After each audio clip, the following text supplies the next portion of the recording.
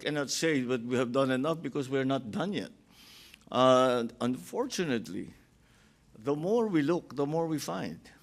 And it's going already back beyond, my administration, beyond my term.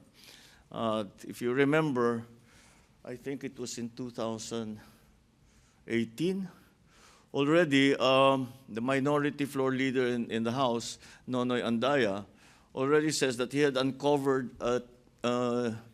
300 plus billion flood control mess.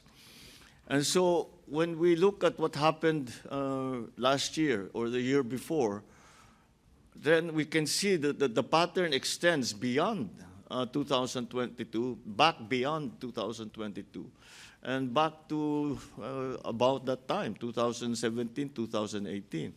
And at the time, President Duterte, acknowledged that there were great problems in terms of the flood control